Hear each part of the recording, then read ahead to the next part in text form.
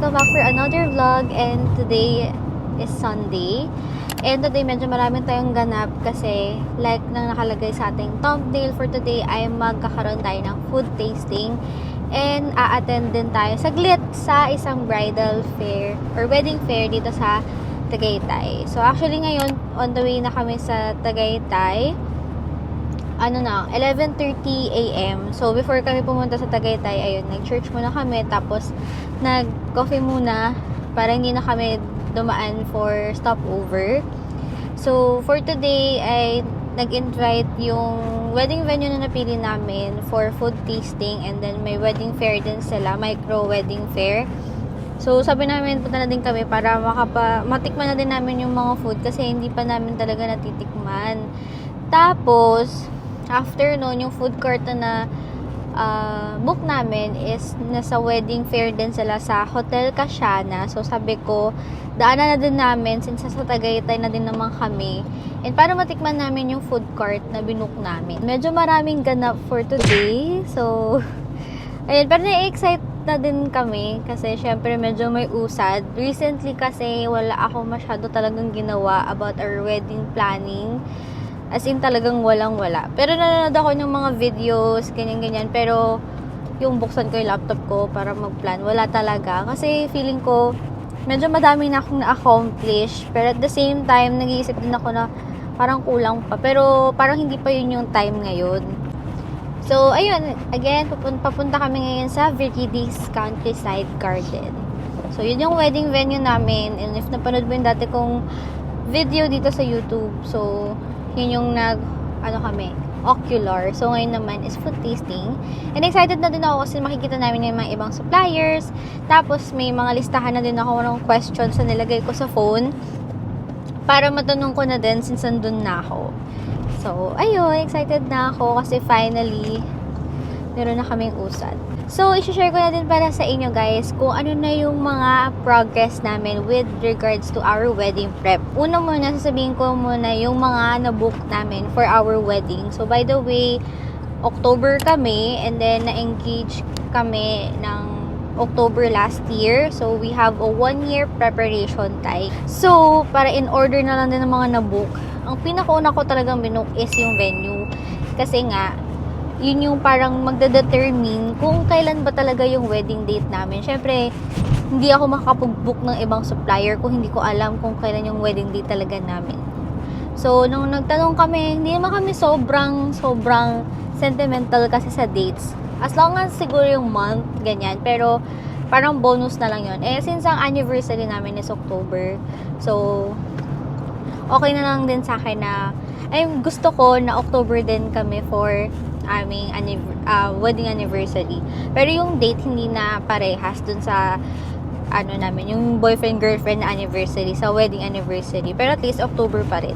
So, nung na-book namin siya no October, after nun, nung binook talaga namin sunod is photo-video. Kasi, ito talaga yung sobrang, namin, gustong-gusto talaga namin. And ayaw naming mahirap kasing maghanap ulit kapag hindi available yung gusto namin. So, yun agad yung binook namin after the venue. The next naman dun is yung makeup.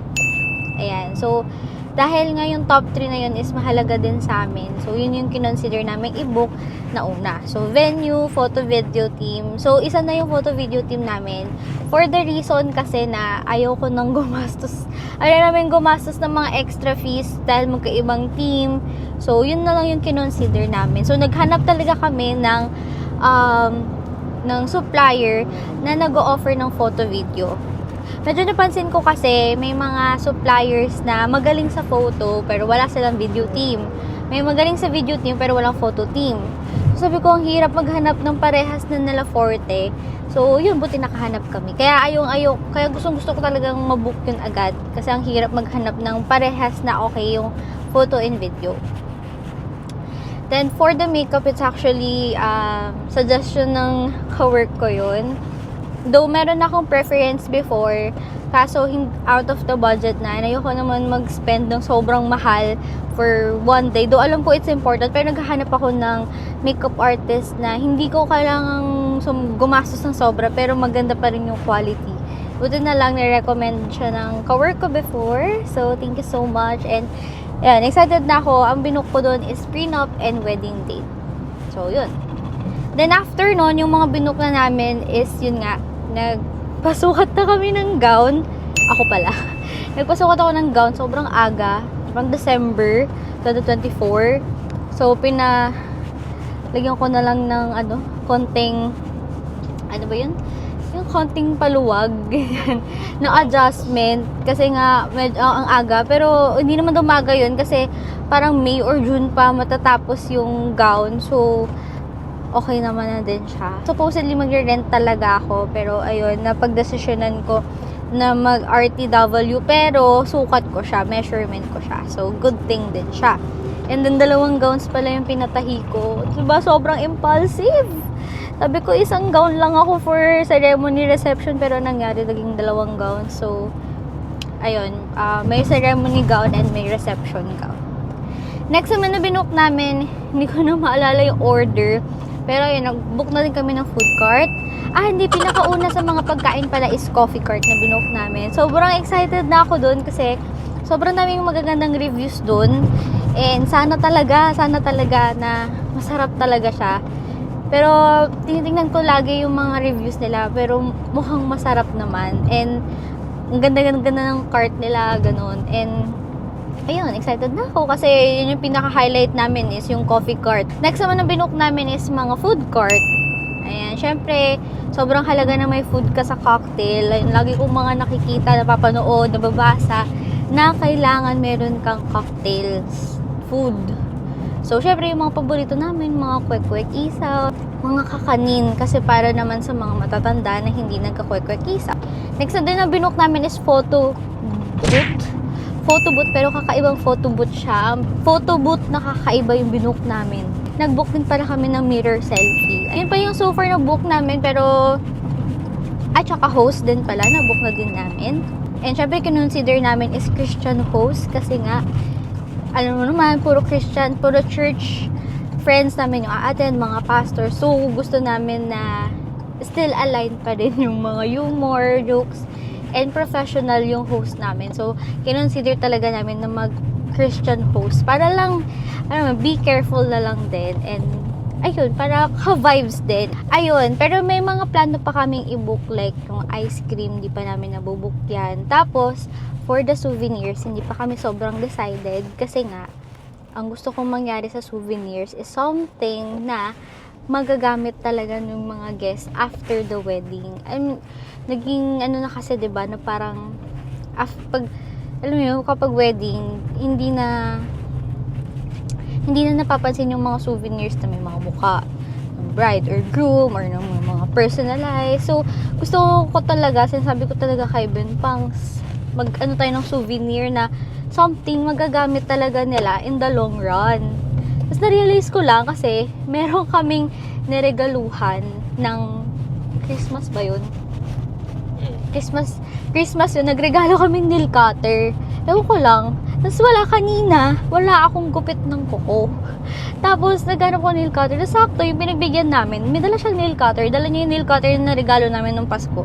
Tapos, wala lang, parang yung thought lang na gano'n, na parang useful, kahit kailan, parang accessible. I mean, convenient siya gamitin. So, yun talaga iniisip namin. Though, may naisip na kami na souvenir. So, medyo nai-excite na ako doon. Kasi sobrang makaka-relate talaga lahat ng guests namin doon. So, yun lang siguro for now. So, yun yung mga so far na book namin. And then, kung gusto niyo pang malaman yung mga ibang bagay, kasi marami pa akong gustong i-share. So, let me know in the comments below kung 2025 bride ka din ba or future bride ka din. Gusto mong malaman yung mga kaganapan sa bride. So, let me know. Doon yung i-comment. And then, tara mag-usap tayo. Magtulungan tayo para maging maayos to sa DIY bride. So, ayun lang naman. Chika-chika lang. Dahil ngayon ay nasa SLEX pa kami. And then, Calax pala. Nasa Calax kami. By the way, guys, pumunta kami ng Starbucks kanina at yun rin namin itong yung Snoopy drink ng Starbucks. And then, so far, masarap siya. May caramel siya. Ayan, chocolate and caramel. chocolate and caramel oat milk siya. So, ang sarap. Actually. Pero ngayon lang, walang mukha ni Snoopy. So, kaming dalawa lang ni Ben for today. Tapos, din naman ang aming damit. Color coordinated kami. Pati design siya, checkered. And then, ako ay naka-stripes. Pero tuwa ako kasi ang dami nag-comment ng damit ko for today. Thank you so much, guys. Pero 1 month after ko pa ito nasuot. Kasi nga, sabi ko, gusto ko suotin ito ng something na memorable. So, ngayon, since mahalaga naman yung araw ngayon, so, ngayon ko siya sinuot. I'll update you kapag nasa venue na kami sa Viridis. So, yun yung una naming ganap for today.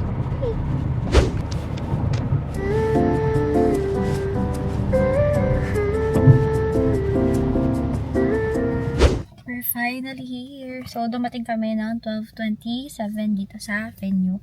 And actually, hanggang 2 PM lang yung food tasting. So, buti naman nakaabot kami. Kasi nga, kailangan daw 3 hours lang yung serving ng food para yung quality is, ano pa rin, maayos. So, tara, let's go. Uy, grabe, ang init sa labas. Like, as in. Pause yung coffee mo, di mo dadali. Ang init! Hindi ko alam, guys, for some reason, kinakabahan ako. Fun fact lang, guys, yung, yung lights and sound, yun yung lights and sound ng church namin. So, nakakatawa lang kasi alam na nila, alam mo yun, parang may baseline na kayo kasi sila yung lights and sound namin pag camp or something, events, anniversary, sila yung naggaganon. So, kilala na nila kami.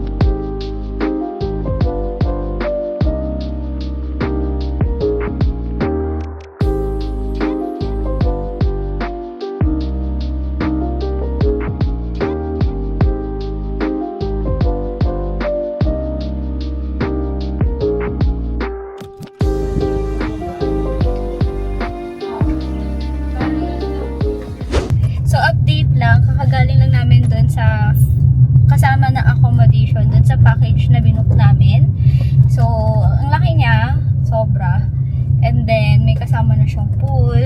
Then actually, decision niya pala if before or after the wedding.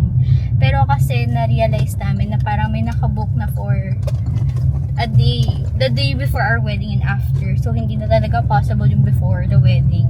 So, depende na lang kung ano yung pinili nung ibang date sa amin. Pero, most probably baka after namin siya. Grabe namin naman pagdaanan. So, nag-food tasting kami. And then, nag-tour saglit sa venue.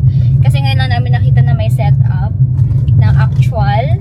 And then, try ng mga food carts. Pero kasi, meron na kaming mga choice. Tulad ng sinabi ko kanina, may choices na kami. So, tinignan na lang namin kung ano yung mga options nila. Namili na din kami ng mga meals namin for the food tasting. So, okay na kami. Sana. Actually, sa food, nasarapan ako. Hindi naman kasi ako sobrang, picky. Parang kapag masarap siya sa akin, masarap. As in, and pinaka-importante sa akin is yung i-serve ng mainit. So, mainit yung food.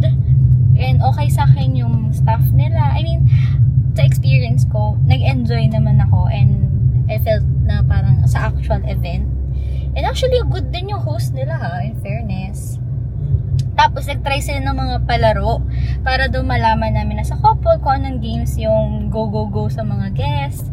So, which is good din kasi nagkaroon kami ng idea for the actual event day. And then, ayun, nagkaroon na kami ng konting clarifications with the lights and sounds. So, specifically, nagtanong din kami for the lights and sounds kasi nga, balak namin mag-full band. So, nag-ask kami kung ano ba yung mga adjustments na kailangan, ano ba yung mga kailangan na equipments for the full band. Kasi nga, di na kami nag-avail ng band na rent kasi nga, meron kami yung mga churchmates na gagawa nun. So, kailangan na lang namin is yung mga wires, mga kung ano-ano pang mga kailangan. Pero hindi ako knowledgeable doon. So, task na ni Ben yun. Sa kanya ko inaalay ang trabahong iyon.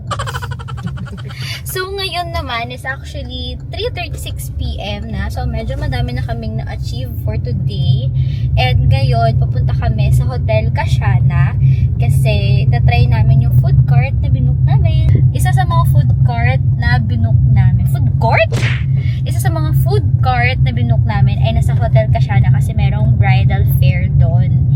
So, ayun. Gusto ko lang matry personally kung ano yung mga foods nila. So, sabi ko, since sa Tagaytay na nga kami, tatry na namin. Weddings and Beyond yung pangalan ng event. So, ayun. Mamaya i-share ko sa inyo kung saan kaming nag-book na food cart. So, actually, isa yun sa mga food cart na binook namin.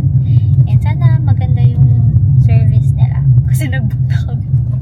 So, sana masarap yung mga foods nila.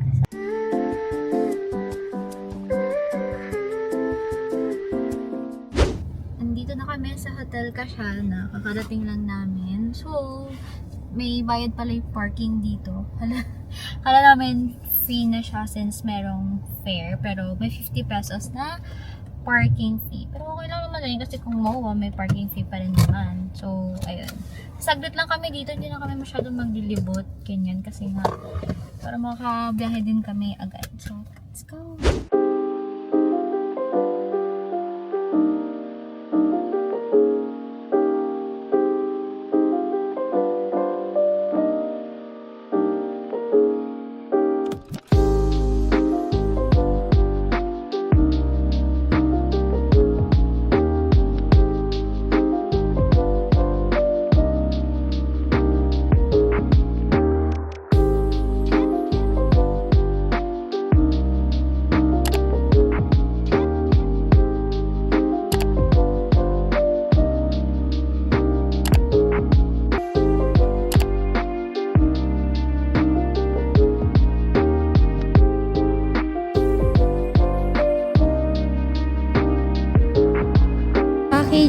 Secured from Cocktails Manila.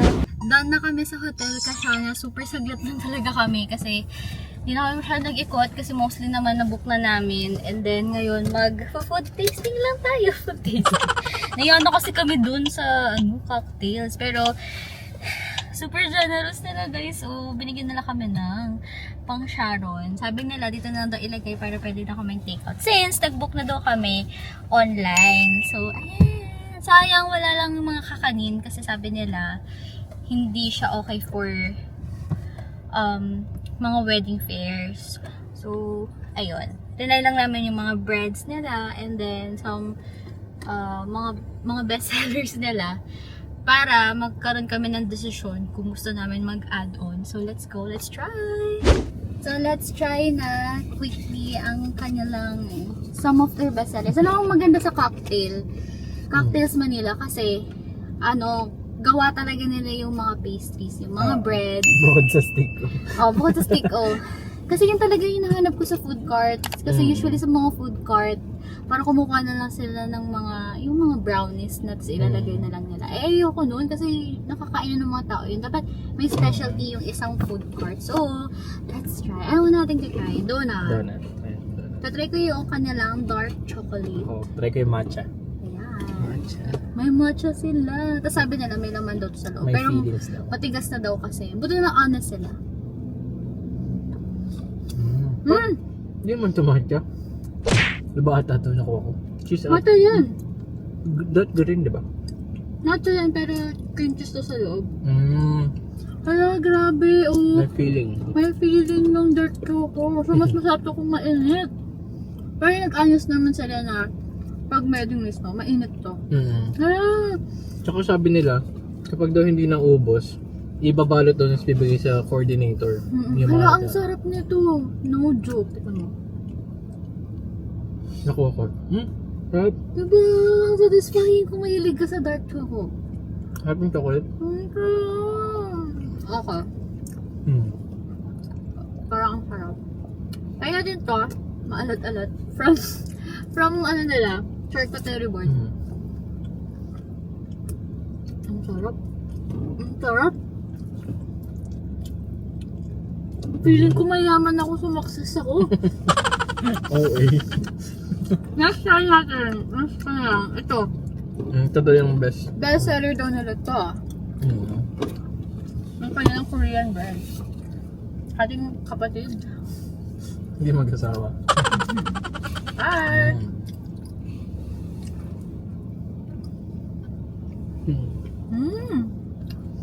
Ang lambot. Ang generous sa cheese. Kaya pala best seller siya. Sarap, malambot. Homemade nila to guys ha. Ang sarili silang pastry chef. Sarap. Ano pa, may gusto pa i-try. Parang busog na. Ako din actually. Sa dami ng kinain namin yung araw na to. Oo. Sobra na to. Pero, gusto ko lang tong matry yung sandwich nila. Like, kagatin ko lang. Pero worth it siya guys. Hindi kami sising nag-book kami. Tapos ano pa, may credit card payment na din sila. So, good thing if you're into credit card. Tapos kunyari nag-book ka rin ng konti. Parang nagbago isip mo before the wedding. Dapat 2 weeks before the wedding, pwede ka pa mag-add. Sarap. Sarap. Sarap. Ang harap ng ham. Pero kumuha pa akong maraming sausage. Pero yun lang. So far feeling ko masarap doon yung iba. Pwede ko lang naman matatry. Ay, super busog na talaga. Puro kain ang ginawa namin ngayong araw. And 4:48 na. So habulin namin bago mag-traffic dito sa Tagaytay. So let's go. Uuwi na tayo. And that's the end of our vlog for today. If may questions kayo about wedding preps or may mga questions kayo about sa video, don't forget to comment down below. And sana nag-enjoy kayo for today's wedding preps. And let me know if gusto niyo pa magkaroon ng other videos for our wedding preparation. So, yun lang. Thank you so much. See you again. Thank you. Bye! And by the way, bago tayo mag-end, if magta-travel kayo in the near future, don't forget to use my Klook code. Mika Klook, ilalagay ko na lang dito. So, if magpubook kayo ng any travels or activities, hotel, SIM card, airport transfers, basta anything na meron sa Klook, pwede nyo gamitin yung Klook code ko para magkaroon kayo ng discounts, okay? So, make sure to use that.